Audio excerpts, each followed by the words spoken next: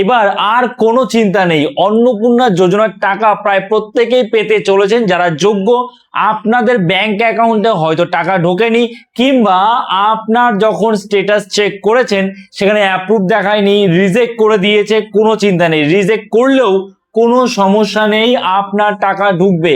কিভাবে ঢুকবে সবার আগে আপনারা এই ভিডিওটা দেখে নিন যে সরকারের পক্ষ থেকে কি বলা হয়েছে। কিছু এক্সক্লুশন ক্রাইটেরিয়ার মধ্যে পড়ে গেছে, কারণ যে এক্সক্লুশন ক্রাইটেরিয়া গুলো আছে, অর্থাৎ ধরুন তিনি হয়তো একটা মিউনিসিপ্যাল কর্পোরেশনে আছেন, তিনি হয়তো 50 ডেসিমালের ওপরে তার জমি আছে, বা তিনি নিজে ইনকাম ট্যাক্স পেয়ে, তিনি হয়তো নিজে 10,000 টাকা ইনকাম করেন ইত্যাদি, যে এক্সক্লুশন ক্রাইটেরিয়া গুলো আছে তার মধ্যে পড়ে গেছে। কিন্তু তারপরেও তারা কিন্তু বঞ্চিত হচ্ছেন না, অর্থাৎ তারা কিন্তু তাদের ক্লেম জানাতে পারে।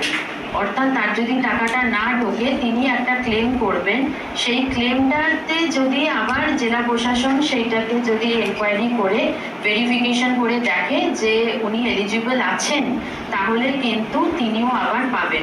তো আপনারা নিজের কানেই কিন্তু শুনতে পেলেন যে কি বলা হলো। মেন বিষয় আমি একটু শর্টে আপনাদের বলে দিই যারা বুঝতে পারেননি যে ভিডিওতে কি বলা হয়েছে।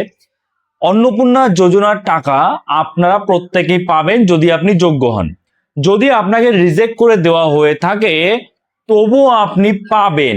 কিভাবে পাবেন দেখুন, সবার প্রথমত যাদের যাদের 10 জুলাইয়ের মধ্যে অ্যাপ্লাই কমপ্লিট হয়ে গিয়েছিল এবং যারা যারা যোগ্য ছিলেন তারা কিন্তু টাকা পেয়ে গেছেন। 17 তারিখ থেকে টাকা দেওয়া শুরু হয়েছে, 18, 19, 20 এরকম কিন্তু পরপর টাকা পেতে থাকবেন আপনারা। একদিনেই প্রত্যেকের অ্যাকাউন্টে টাকা ঢুকবে না, কিন্তু আরো 2 দিন 3 দিন সময় লাগবে, আপনাদের ওয়েট করতে হবে। এইবার আপনার যদি রিজেক্ট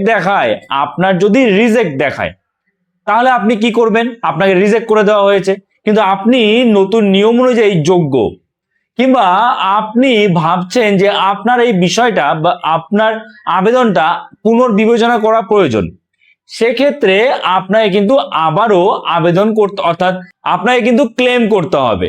এবং যখনই আপনি ক্লেম করবেন তখন কিন্তু আপনার অ্যাপ্লিকেশনটা আবার পুনর্বিবেচনা করা হবে, আপনার ভেরিফিকেশন হবে, এবং সেখানে যদি আপনি যোগ্য হয়ে যান তাহলে আপনি আবার টাকা পাবেন। মানে এমনটা নয় যে আপনার অন্নপূর্ণা যোজনার ক্ষেত্রে আপনাকে একবার রিজেক্ট করে দেওয়া হলো, আপনি আর কোনোদিনও পাবেন না, এই রকম কিন্তু কোনো রকম ব্যাপার নেই।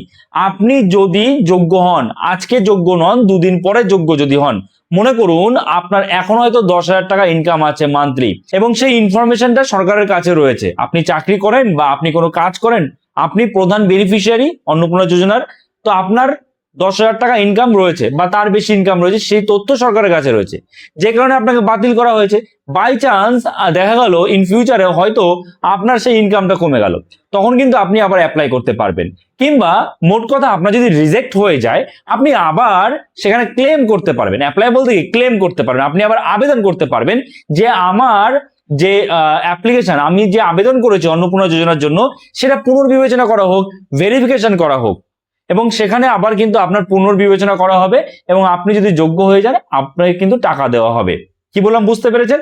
একবারে পুরোপুরি কিন্তু এটা বন্ধ হচ্ছে না যে আপনি টাকা পেলেন না বলে আর পাবেন না, এটা কিন্তু হচ্ছে না। ঠিক আছে, আপনি আবারও আবেদন করতে পারবেন আপনার আবেদন পুনর্বিবেচনার জন্য। ওকে, আচ্ছা, তো এবার বিষয় হলো 10 জুলাই এর পরে যারা যারা অ্যাপ্লাই করেছিলেন, 10 জুলাইয়ের পরে যারা যারা অ্যাপ্লাই করেছিলেন তাদের কিন্তু এখনো পর্যন্ত ভেরিফিকেশন কমপ্লিট হয়নি। 10 জুলাই পর্যন্ত যারা অ্যাপ্লাই করেছিলেন তাদের ভেরিফিকেশন কমপ্লিট হয়ে গেছে, এবং যারা যোগ্য নতুন শর্ত অনুযায়ী তারা 17 তারিখ অর্থাৎ আজকে থেকে টাকা পাওয়া শুরু করেছেন, এবং ধীরে ধীরে 17, 18, 19, 20 প্রত্যেকের অ্যাকাউন্টে টাকা ঢুকে যাবে এই কয়েকদিনের মধ্যে।